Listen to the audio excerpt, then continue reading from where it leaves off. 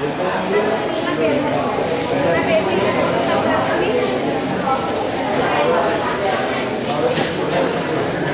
పేరు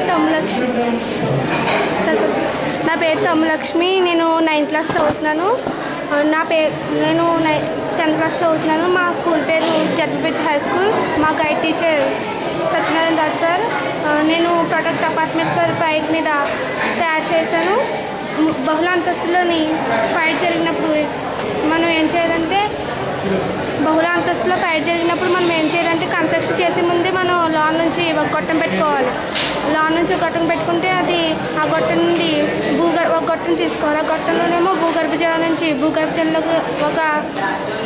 జలంలోకి ఒక గొట్టంని మళ్ళీ పైకి ఇంకో గొట్టంని లాక్కోవాలి. ఒక గొట్టం భూగర్భ జలంలోకి పెడితే పైనుంచి వచ్చేలోకి లేట్ అవుతుంది కాబట్టి ఆ గొట్టం నుంచి భూగర్భ జలం ద్వారా నుంచి మనం అపార్ట్మెంట్స్ ఫైర్ అయినప్పుడు తట్టుకోవచ్చు.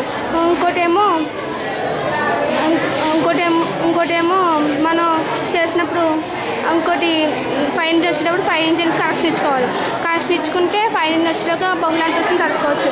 మన భారతదేశంలోని ప్రతి ఒక్కరికి చాలా పేదవాళ్ళు ఉంటారు కాబట్టి బహుళ అంతస్తుని నిర్మించడం చాలా అవసరం.